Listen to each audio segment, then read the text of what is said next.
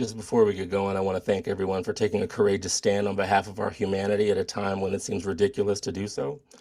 In my personal meditation leading up to this, I called in all of my ancestors and the ancestors from the freedom movements universally, and hope that they guide me and us. And just want to thank y'all for being together in this moment and willing to lend your voice.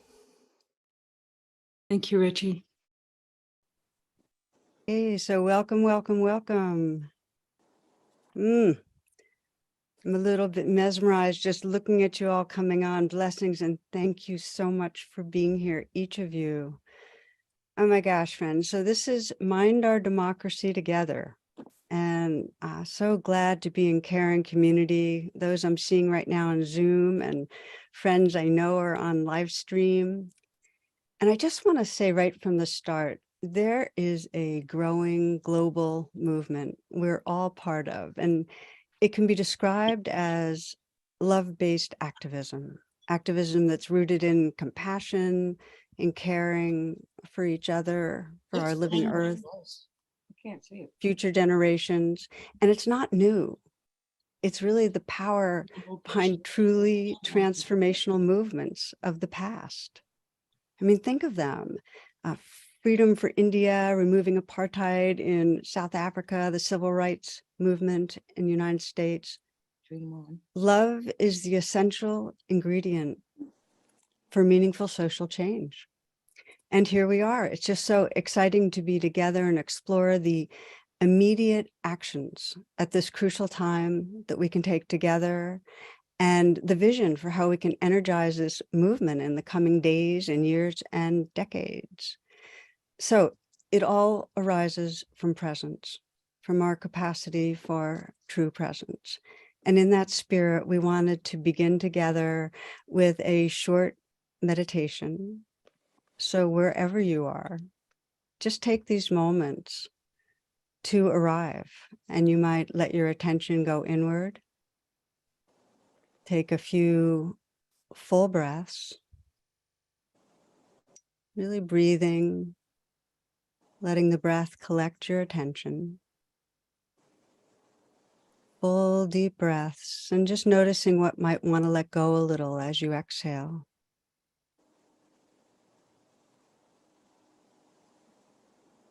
And perhaps feeling the breath at your heart.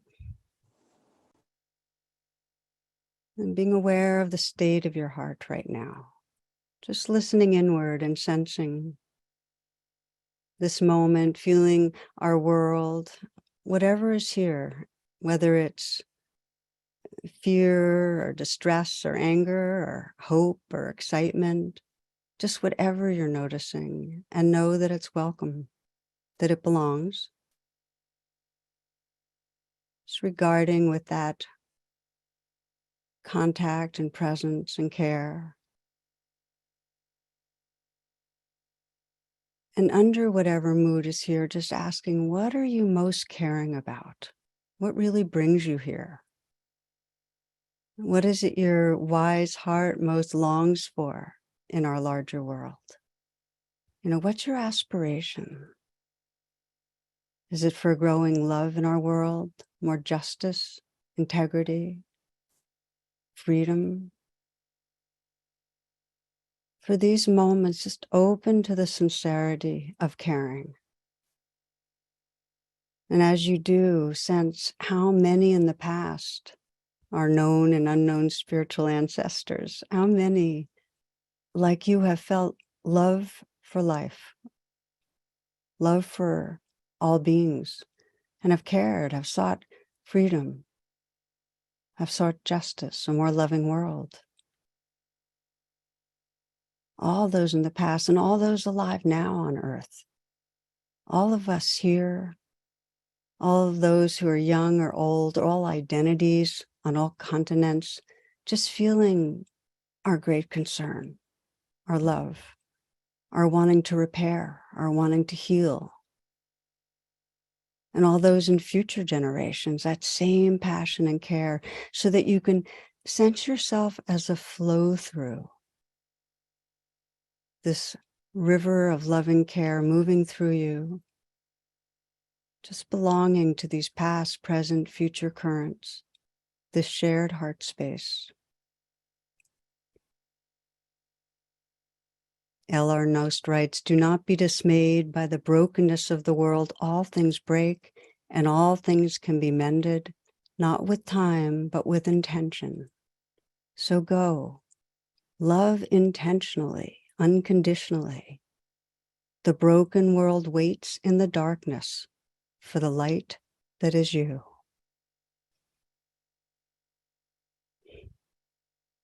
And as a way of closing this meditation, to open your eyes and, if you will, go on to gallery view. And if you're live streaming right now, just to imagine and sense thousands of others, this same light of caring, the same shared river of caring moving through us all. Just sense the healing power, the beauty of remembering our belonging.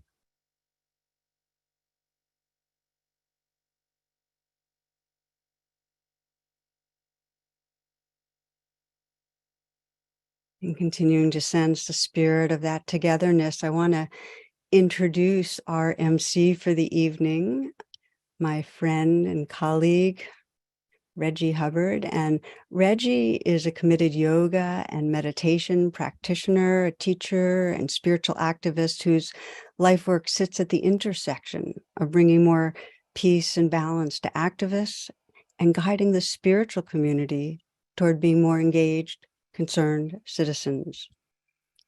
Okay, Reggie, in your wise and able hands. Tara, thank you so much for the beautiful meditation, for the kind introduction, and for hosting us, right? Your passion, compassion, and camaraderie are appreciated and cherished. And welcome all to Mind Our Democracy Together, spiritual action for the midterms and beyond. One thing that really resonates with what Tara shared is the broken world awaits in darkness for the light that is you. How beautiful is that individually, but collectively, think of the light that is shining with the hundreds that are on the Zoom feed. Look at the gallery view. And for those of you that are on live stream, thank you for lending your light to this noble cause. I come before you with gratitude as the opportunity to serve as the MC this evening, a convening of hearts and minds in service to inspire, resource, and take action in this moment and going forward. We're building a movement, y'all, as part of a continuum based on love, integrity, connection, concern for one another, and practice and action. We are Mind Our Democracy.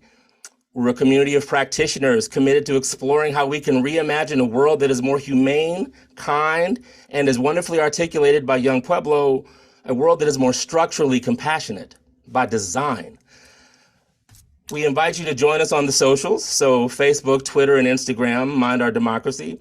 Visit the website, mindourdemocracy.com, and sign up for our mailing list, of what use is coming together if we can't get back in touch. So please sign our mailing list, mindourdemocracy.com, join us. And we'll be meeting again in December. This isn't just a one-off, this is a spark to light the flame of transformation, and hopefully we'll be able stewards of the flame. And we're going to talk how we move forward and how we move forward together. So, some housekeeping details. The chat is on now. So for those of you just itching to say something in the chat, please go for it. Introduce yourself, where you're dialing in from, what's present for you, and create connection in the chat and share what's present, right? And refrain from direct messaging the speakers. No, we won't be able to see it or answer you. And y'all, we have an amazing lineup of dear teachers on this list to give you ample inspiration, food for thought, and soul food, nourishment for the soul to take inspired action. And in the lead up to tonight's event, unfortunately, our dear friend Kazu Haga is unable to join, so please send him love and light in this moment. And y'all, we're not asking you to be political.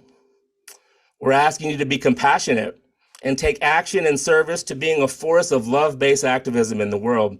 And that's what's most exciting about this. We get to do this together. So here's what we're asking you. We're asking you to believe that a committed group of concerned citizens has the power to transform the way we engage as a society. We're asking you to feel a part of heart-centered community at these times of transition and confusion. We're asking you to find inspiration in the remarks of our guests and share that inspiration with others. If you caught some inspiration, now send people to the live stream, youtube.com Tara Brach. And we're asking you to take tangible action to make a difference in this election season and beyond. If you voted already, find 3 to 5 people in your lives and circle of influence that you can compassionately, repeatedly urge to vote. And if you haven't voted, we'll ask you to make a plan and truly envision yourself as part of this movement and share your plan with others. So one more time, sign up for our email list at mindourdemocracy.com. Click on join us, and let's build this beautiful love-based activist movement moment together. So without further ado, I'd like to introduce our first speaker. Valarie Kaur is a civil rights leader and best-selling author of See No Stranger. She is the founder of the Revolutionary Love Project, which reclaims love as a force for justice. Valarie, welcome, and please share your heart with us. Vaheguru Ji Ka Khalsa, Vaheguru Ji Ki Fateh. The beloved community belongs to divine oneness, and so does all that it achieves. As our sister Tara was inviting us to commune with our ancestors, was there one ancestor who came to your mind? The one who came to my back was my grandfather. Anytime I feel despair rising in my chest, I hold fast to his story. You see, my grandfather was a young Punjabi farmer who sailed by steamship from India to California in 1913. When he arrived on US soil, immigration officers took one look at his turban and beard worn as part of our Sikh faith and threw him into detention. See, it was a time of white nationalist rage where elected leaders were fueling hate and violence. Does that sound familiar? My grandfather would have been deported.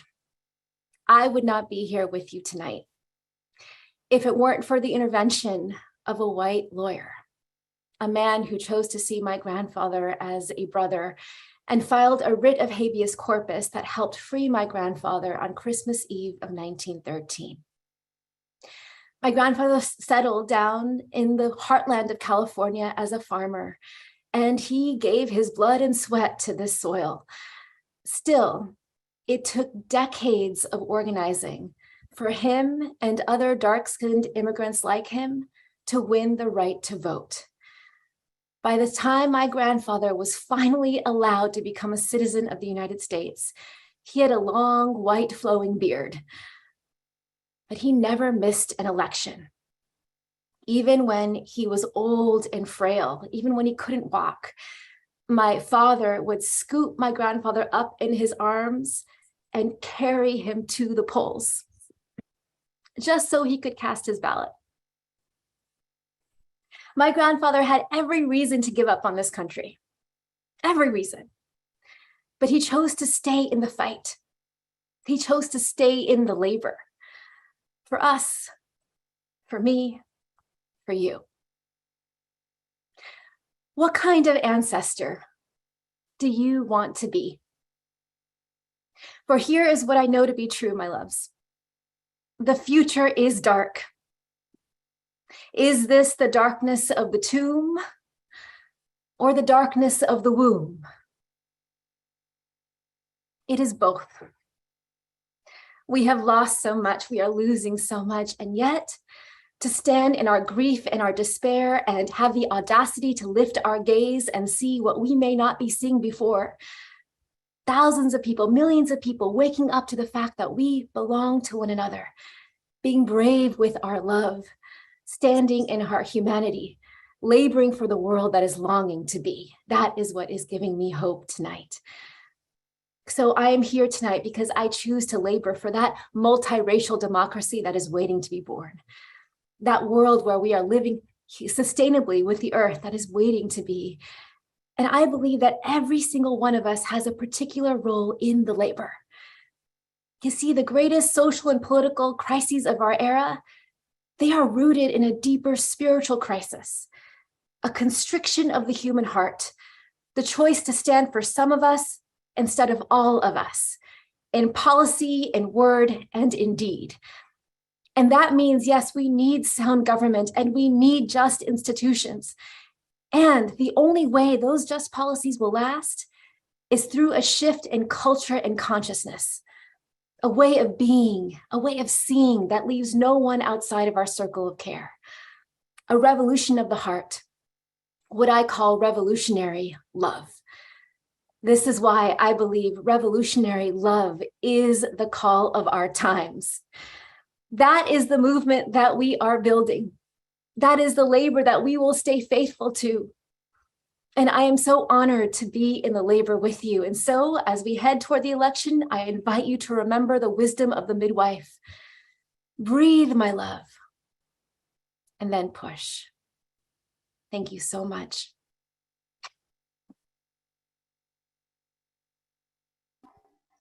Valarie, thank you so much for your share, for that heartfelt rendering of your personal story in this moment. The chat is ablaze with love for you, and I offer love and gratitude for your taking the time to be with us. Thank you, Valarie. Our next speaker needs no introduction, but I'll try and offer one. Jon Kabat-Zinn is a professor of medicine emeritus at the University of Massachusetts Medical School, where he founded its world-renowned mindfulness-based stress reduction, MBSR clinic, and its Center for Mindfulness in Medicine, Healthcare, and Society. He is the author of 15 books, currently in print in over 45 languages. Jon, welcome. Please share your heart with us. So beautiful to be here. I had no idea what I was getting into.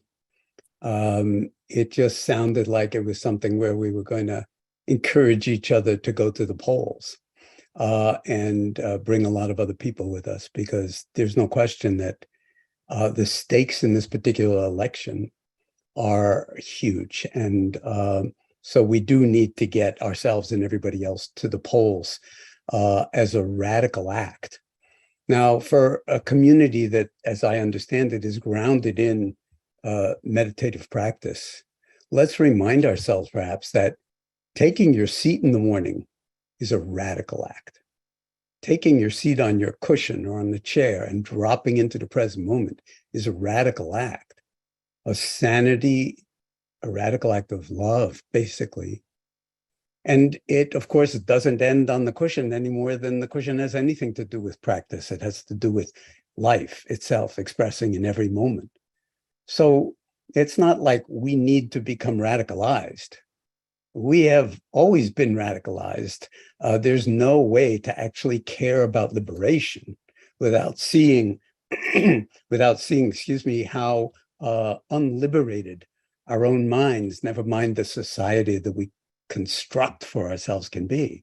And so in a way, it strikes me that it's about governance. It's about the inward governing of oneself and one's own craziness and one's own mind that's here, there, and everywhere else. And so very often, if unattended to, privileges the me, privileges my own narrative, privileges my own privileges.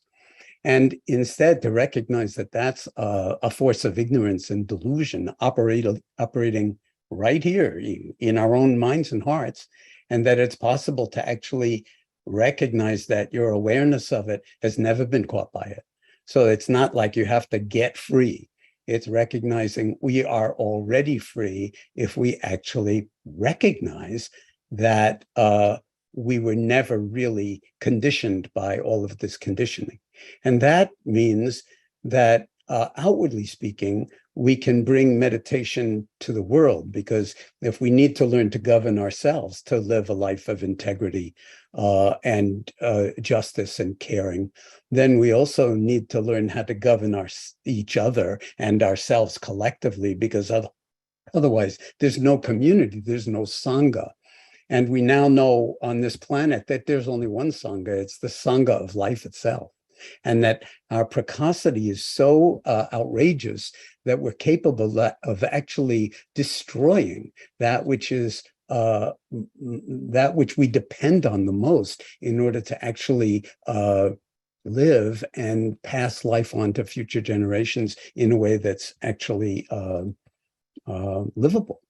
So the stakes are enormous here, and I just want to express my delight that that we started off in this kind of a way and are framing it as a kind of, if you will, movement or a developmental rising that actually is, by definition, inclusive of all beings, all humanity, and nature itself, because in the completely interconnected universe, everything is equally important in a certain way. And it's our ignorance and our self-centeredness that prevents us from seeing that.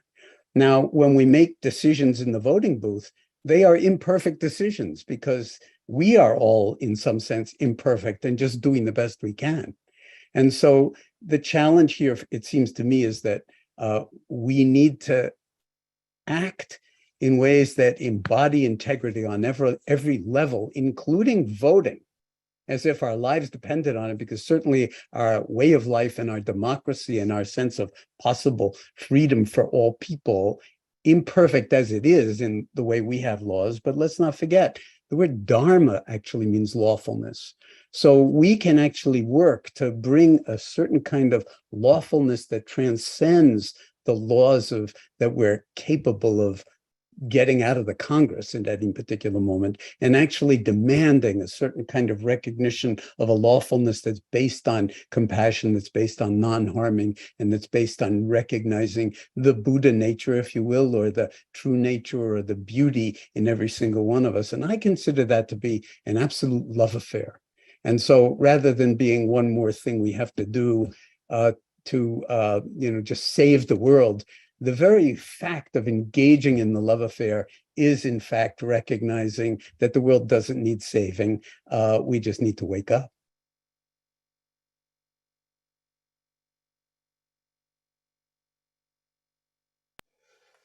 Thank you so much, Jon. The wisdom, the radical act of sanity. I don't think anyone could argue that our nation, the world, needs a radical act of sanity. So thank you for your words. Thank you for lending your name and your wisdom here. If I could say just one more thing, if I have half a minute more, looking through the gallery view and everything, I want to emphasize that the community of practice is the community of breathing beings. So we're all part of what, sort of ancient wisdom might call Indra's net, that we're completely interwoven and interconnected. And so when we take responsibility for our own,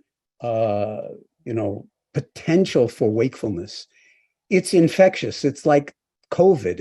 It's a meme that spreads throughout the society in a viral kind of way, but rather than being one that harms, it's a meme or a virus that actually generates a certain field of wakefulness and embodied freedom and compassion that is completely infectious and is exactly what I think we need on the planet at this particular moment if we're going to make it at all. And to see so many people turn out and to realize how many connections we have that are moving forward in this way, far beyond the 400 and some odd people that are here now, plus the live stream and so forth.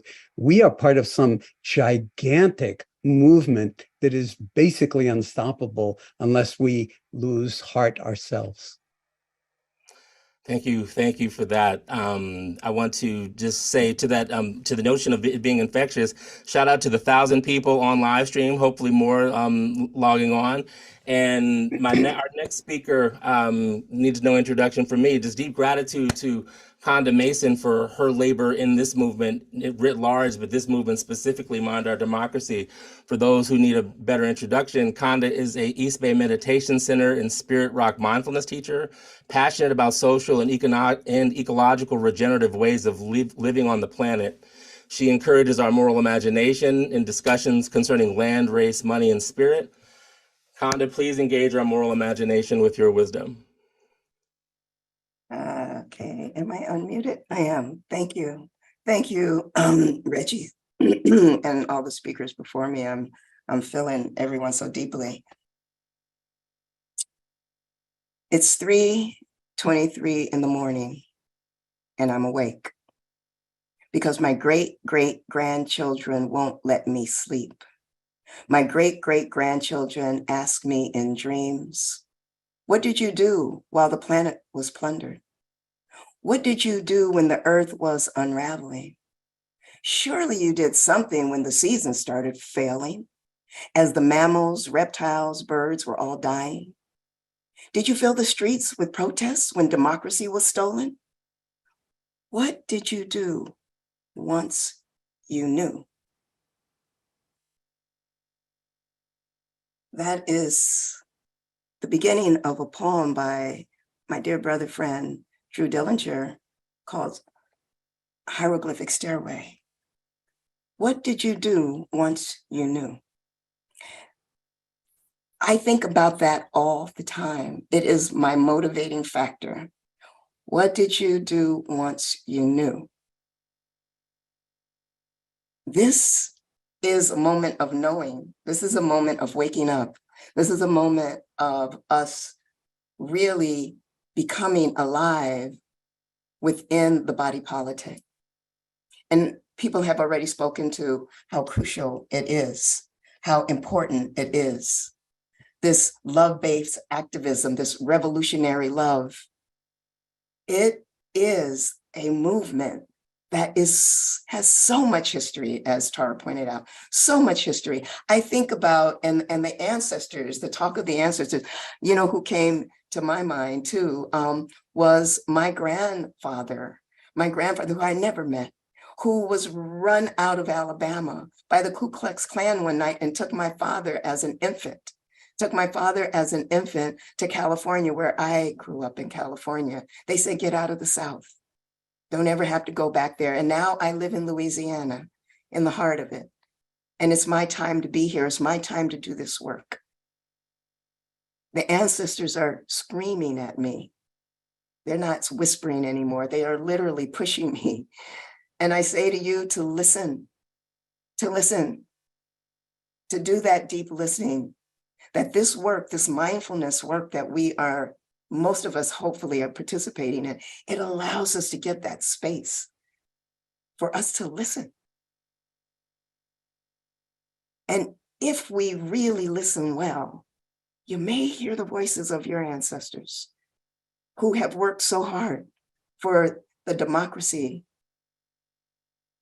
that we have, this kind of democracy that we have that has never been perfect, ever. But a lot of people have worked hard. And I think about my ancestors who worked so hard for this right to vote, the right to vote as Black people, the right to vote as women in this country. It is upon us as those who spend our life energy finding compassion, developing our heart, opening our hearts to each other, to this life, to this place. If you care about the rainforests, vote. If you care about the oceans, vote. If you care about the racial wealth gap that is getting wider and wider, vote.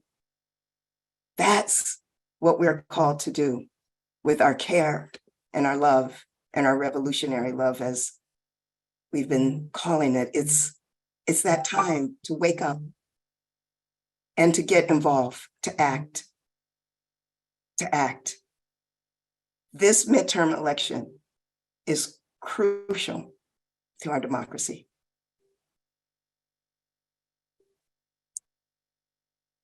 I thank you for showing up. I thank all of my other speakers, presenters. Thank you for being here and giving of your hearts as you have, for saying, yes, this is a movement. It is a continuation of a long-held movement. You're in the river of this movement right now, just by being here. Let's vote and get others to vote and create the world that we know we want. It's all possible. We can do this. Thank you.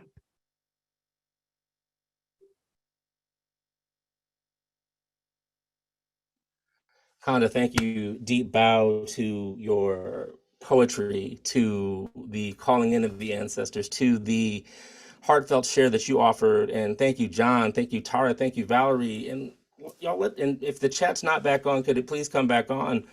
Let's just sit with the wisdom that's been shared with us thus far. Like, what's arising with you? Like, I saw during Valerie's remarks, like someone was like, thank you, I needed these words.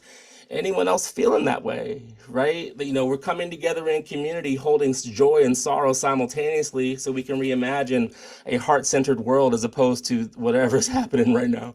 But thank you all for the wisdom shared thus far. So I'll just hold space and silence for a second or so for whatever was placed in the chat with reverence.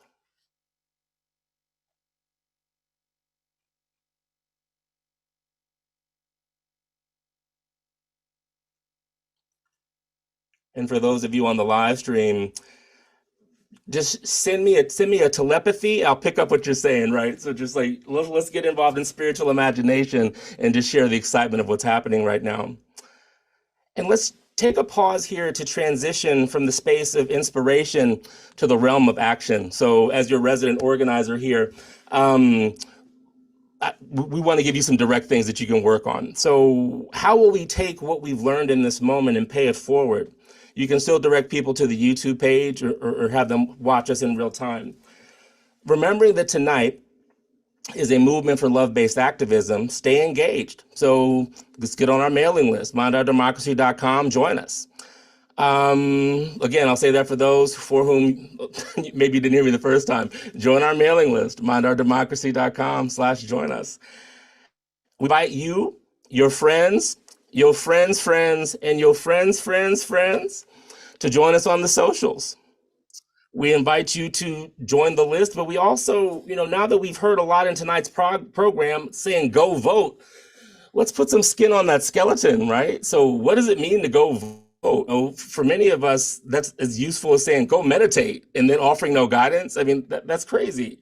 I sat with my brother today as he voted via phone, and it's a process that should have taken 5 minutes, took 20.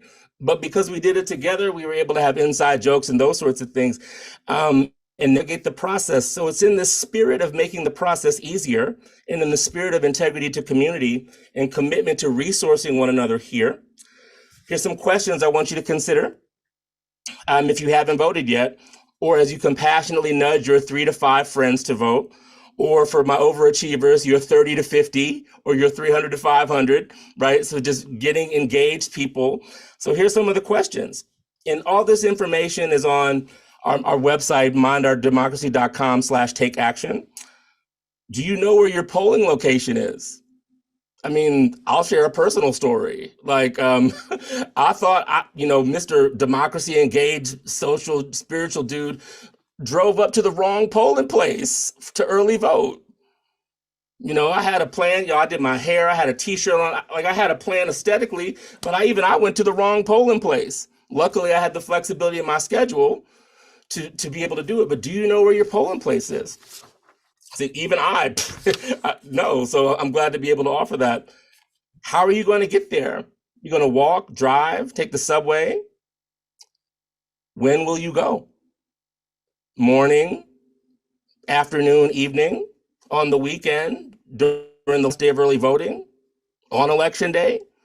But think about it, right? So rather than make it abstract, let's bring it concrete. Let's manifest the abstract into reality. Will you bring anyone with you? Will this be a family affair? Can you take someone with you?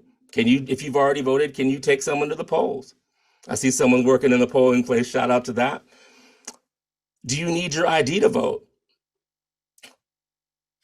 Where is it? So these are some of the questions we want you to consider, right? Another thing we want you to consider is volunteer. That's also on our website, to take action on mindourdemocracy.com. You can text people, you can volunteer to take people. There's so many ways to get involved. And as Jon talked about, actualize our practice, take the radical act of sanity by helping more people's voices be involved in the chorus. And the last thing I'll share in terms of the brass tacks is make sure your friends and family vote. There's this thing of relational organizing. It's the most effective volunteer, because all you have to do is essentially, I think it's constructive gossip. You can be like, hey friend, guess what? I just voted and had an amazing experience. You should go do the same, right? So think of it as gossip in a way that's actually beneficial. And what I want you to consider is name 3 to 5 people right now who you're going to harass compassionately until they vote. And if you think everyone will vote, we know that's not true. Evidence has shown that. But think of the most disorganized people in your life. You know who they are. Some of you might think that's me, which is like, I'm disorganized, but I'm a creative. I can do that. There are probably people who need reminders. But now I want you to think of the most organized person that you know. Life's been crazy right now. They could have forgot, right? So just reach out to everyone. Don't take anything for granted. Like, reach out to all people and make sure that they know that, and make them show your I voted sticker. I'll show you mine. Hold on. So here's my sticker. Make them show you yours, right? Or theirs. And y'all, I even snapped a picture of myself, put it on social media, and was wearing some cool shades. I was wearing these shades. So I had a plan to even be cool when I voted, right? So you can make this as what you want it to be, but have your individual expression be for the benefit of the community, right? That's all we're asking for here. So thank you for your kind indulgence for these important facts, questions, and resources, and allow me to introduce the next speaker. Mushim Ikeda is a core teacher at the East Bay Meditation Center and a Buddhist and secular mindfulness teacher, author, and longtime racial justice activist. Mushim is also a published poet and mother. Mushim, please welcome and grace us with your wisdom. Thank you so much, Reggie, and thank you so much, everyone. Beloved community, please join me, if you'd like, in one mindful breath. If you like, gently lift your hands, palms up on the in-breath, as though we're lifting up something precious. Then turn them over and gently press palms down on the out-breath. So let's do one breath together, because we're all connected by breath, right? One breath. Breathing in.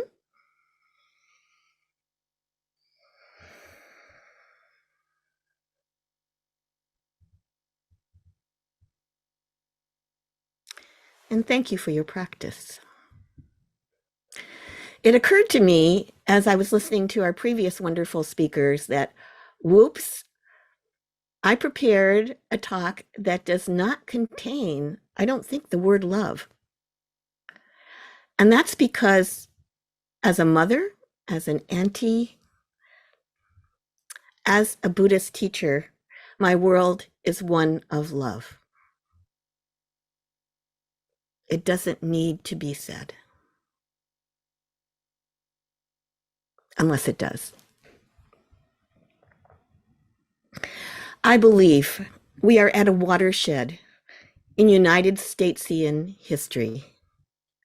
In the midst of cascading crises, what environmentalists I know are calling polycrisis, P-O-L-Y crisis, unprecedented levels of stress, I believe we can see 2 distinct tomorrows.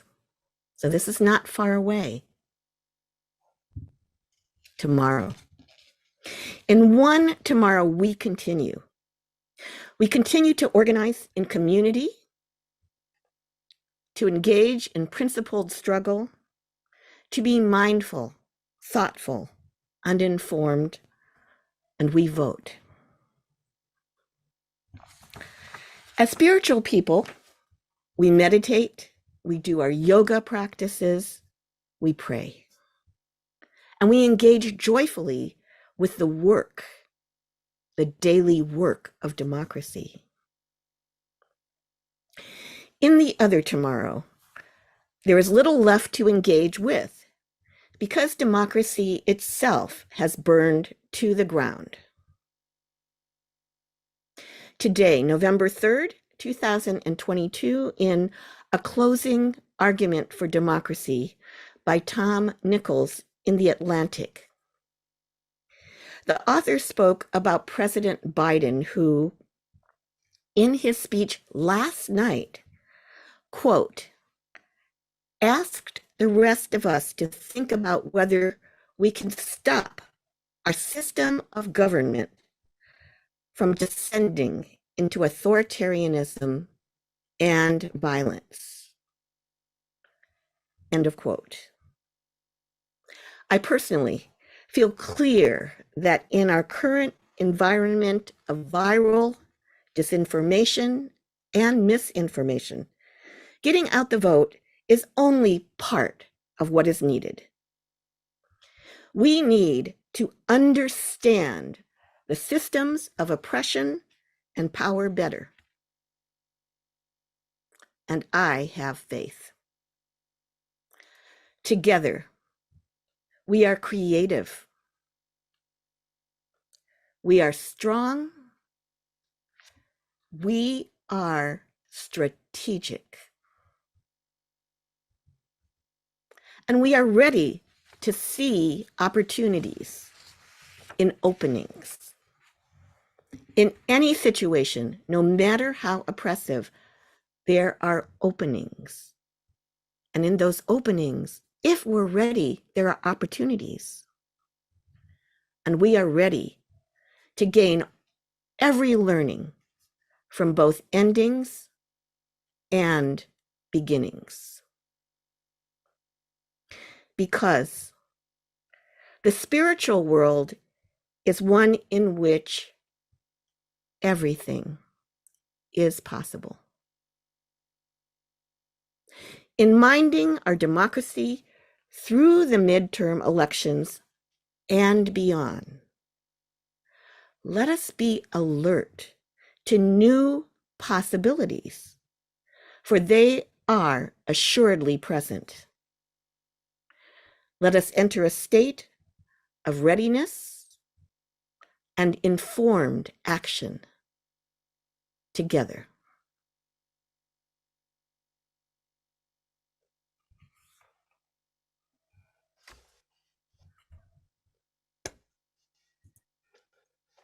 Thank you so much for that wisdom.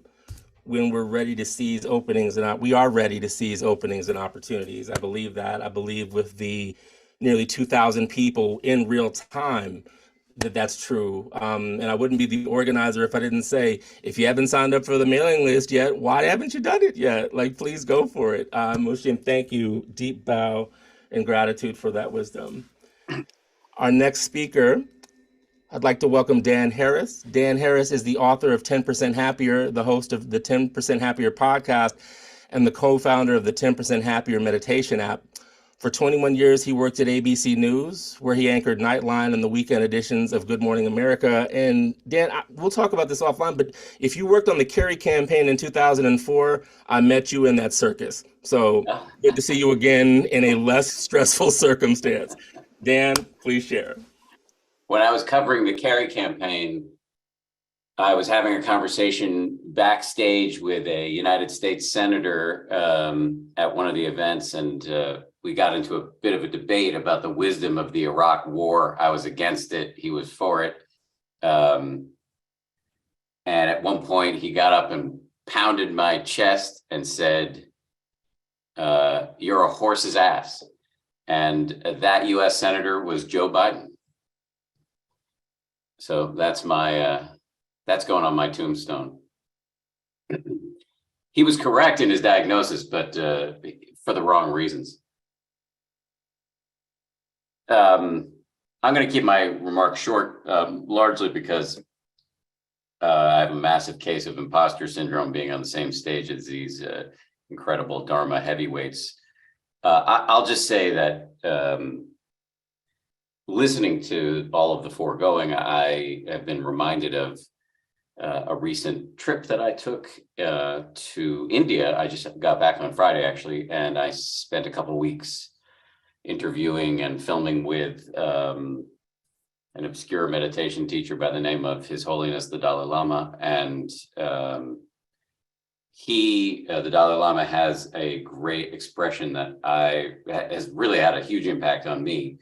And the expression is wise selfishness, which really appeals to me as somebody who comes by his selfishness quite honestly as a product of the capitalistic, individualistic West. And the Dalai Lama's argument is that we could co-opt this natural selfishness we all feel and do something smart with it. His argument is, given that we're all selfish, if you want to do selfishness correctly, you will have a compassionate and altruistic mindset, and you'll follow that up by compassionate and altruistic acts. Why? Because those feel good, given that we are a social species who achieved our status as apex predators, not because we're the strongest, but because we have the capacity to collaborate and cooperate and communicate. And this kind of connection with other people feels good. It's the way we were wired. And I think of this discussion tonight in that frame, that we can take this seemingly small action of going to vote, and it actually is good for the body politic, and it's good for you because it's the antidote to the powerlessness we all, or many of us, I don't want to speak for all of us, but many of us can feel watching the news, or in my case, reporting the news. Although I've now quit my job and a full-time meditation evangelist, but anyway, that's another story. Just to say that if you're feeling powerless, taking the action of voting, and even better, following it up by getting involved in groups like this one, or on the ground locally, wherever you happen to be, it gives you a sense of power and agency that can be lacking if you're just watching the headlines swim by you on Twitter.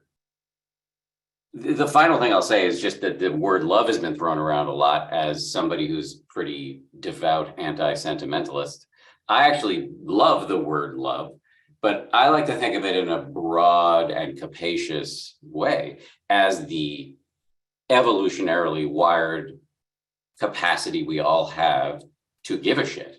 And that is often papered over, actively squashed by our consumerist culture, by the tribalism that many of us can feel because we're in info silos that we curate ourselves and have no intimate connections with people with whom we disagree. I think of love in that broad way, and in that broad way, it doesn't need to seem grandiose or out of reach or something for other people or something just for the Dalai Lama. That's something that we all can do. So thank you for having me tonight, and go vote.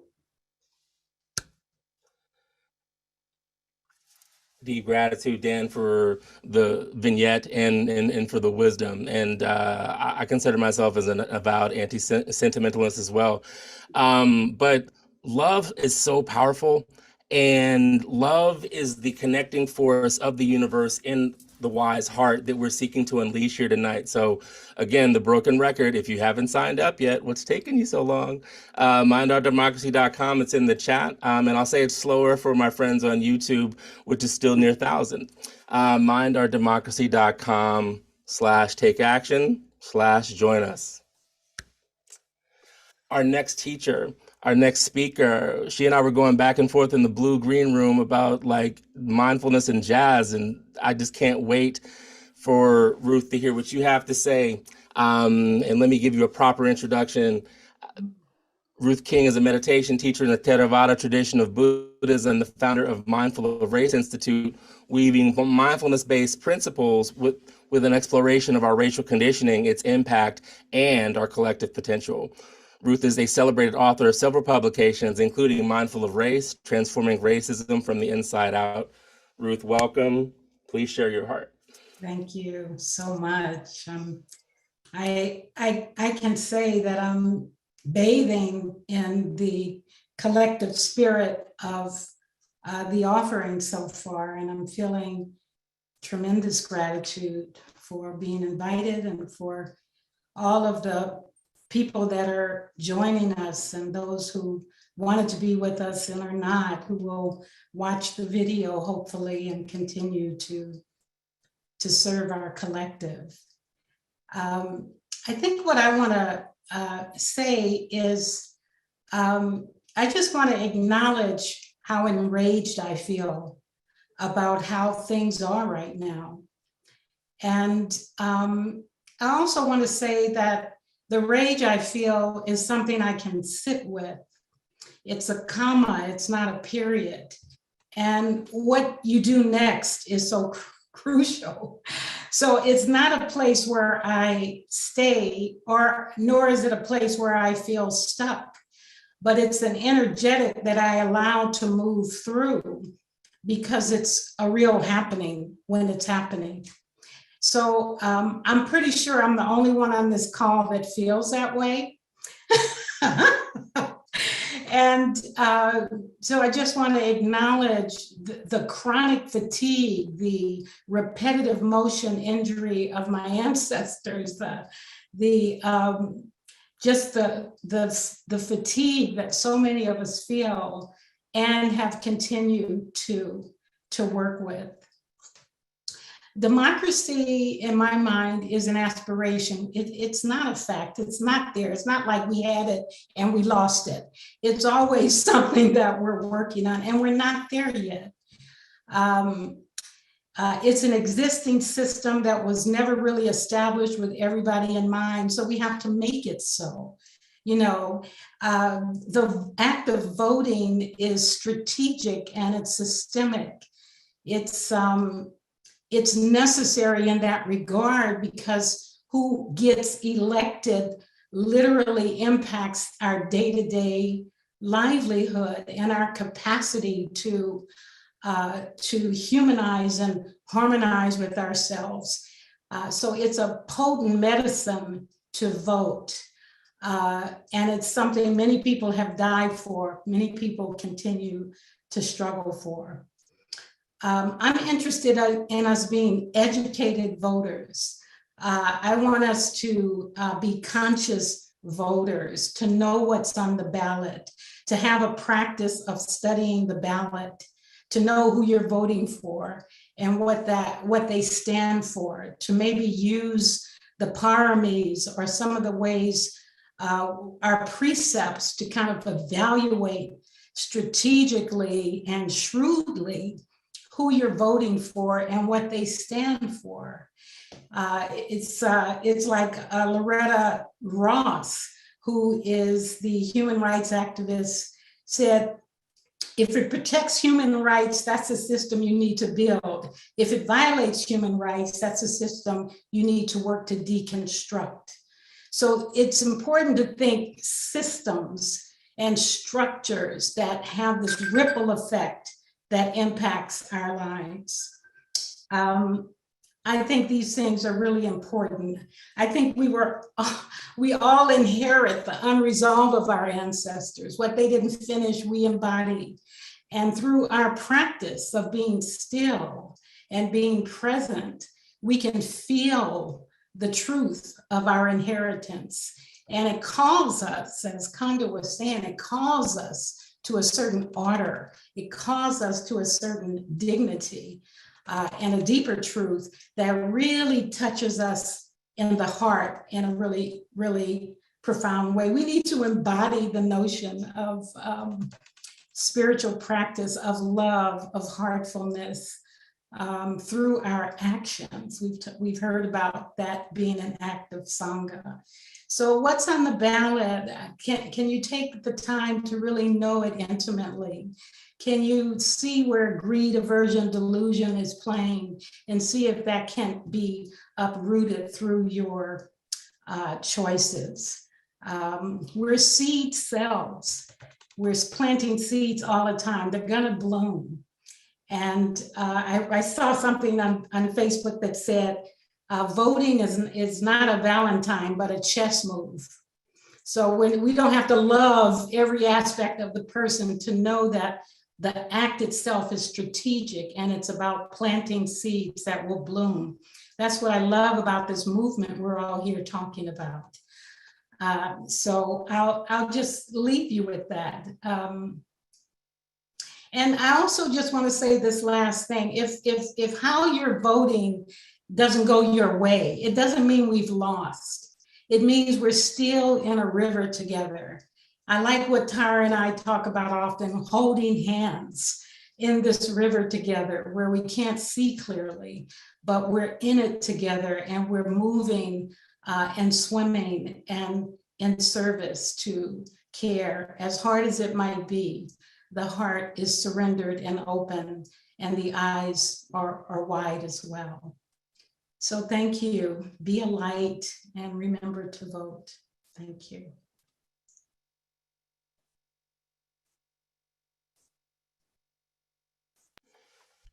Ruth, thank you so much for that acknowledgement of fatigue and rage, which is completely justified. And if we hold those with wisdom in community, they become lighter. So thank you for giving voice to that in community. Thank you for the mention of the precepts and like the mention of how we might embody practice. And thank you for that last line though. Like voting is not a Valentine, it's a chess move. Okay. And see, right. I hear the jazz playing now. I want to hear the jazz. That's right. I Thank hear music.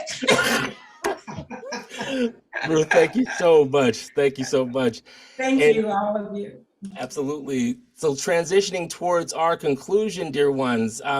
So before we bring Thanissara on to close us out with a meditation, I'd love to acknowledge each of you. So thank you, dear viewer, both live on the live stream and those who see us on the recording. Thank you for your heart, for your engagement. There were upwards of like 1,500, 2,000 people at the same time talking about this stuff. No crickets, right? Like more of a symphony of engagement. So like deep bow of gratitude to each of you for showing up. Thank you to each of you who signed up and couldn't make it for whatever reason. Thank you for the intention.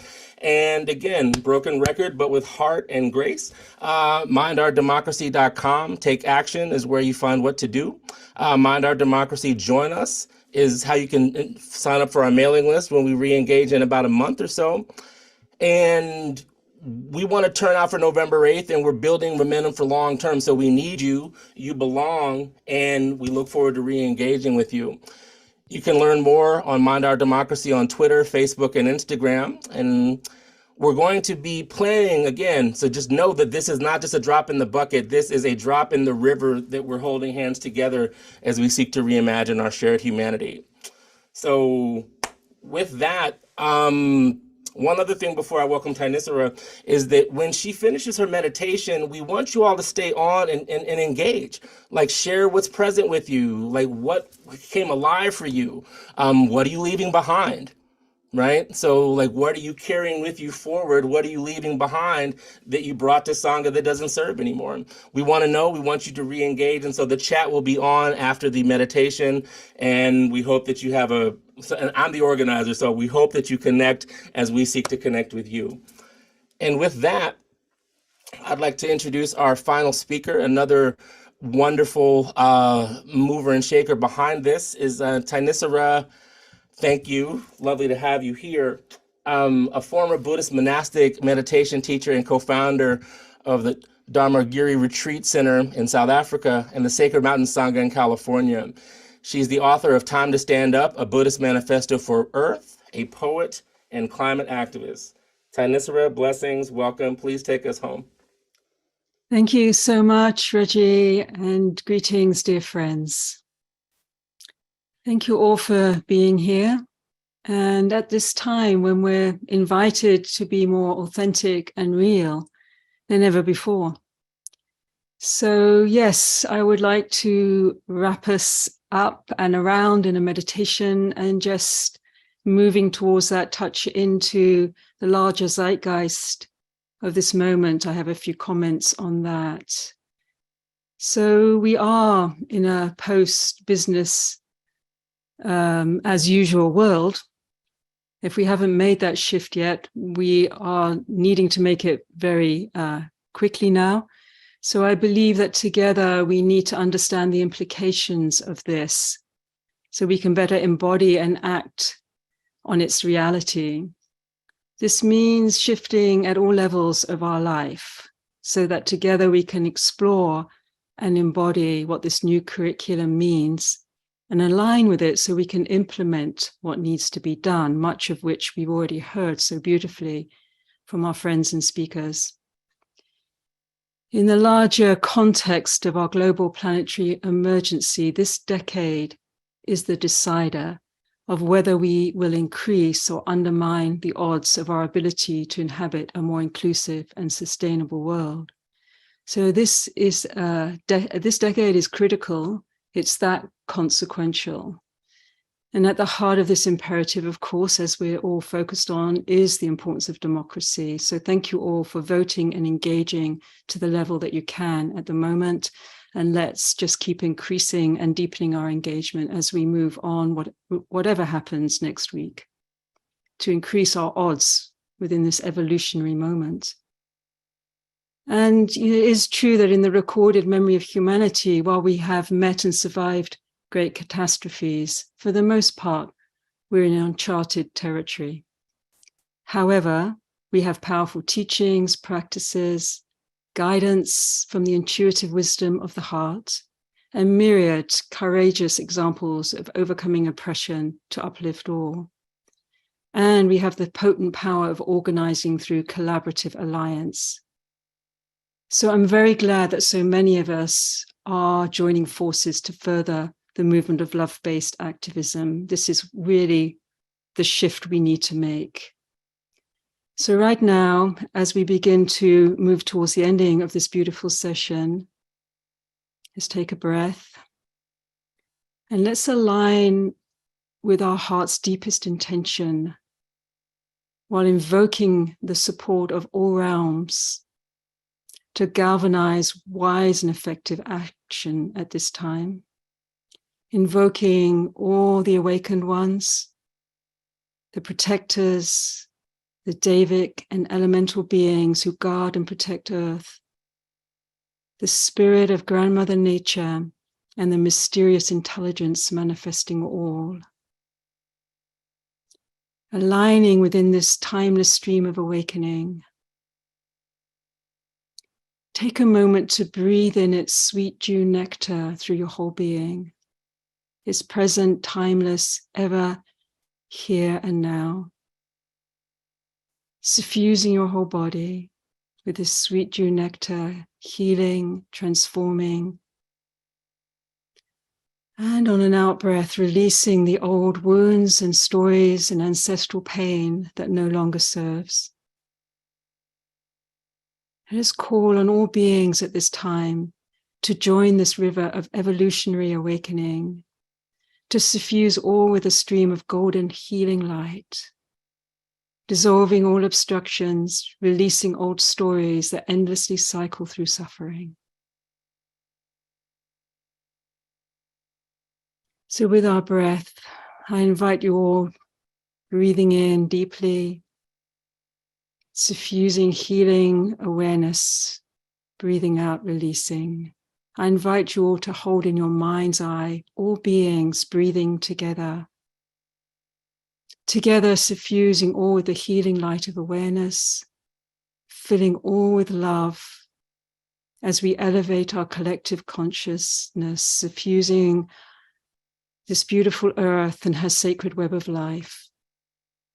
May all be protected during this critical election week and beyond. And breathing out, releasing whatever obstructs, transforming all shadows. By the power of this prayer and the wholesome prayers of all living beings, together we offer our collective intention to be of service.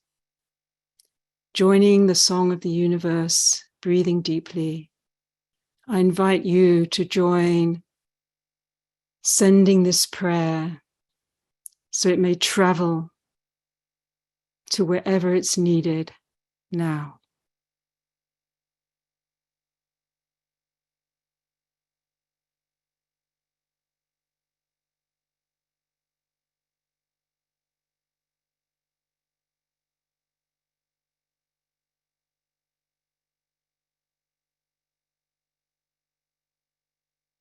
May all be well, may all be free, may all know peace. Thank you so much. Sending so much love.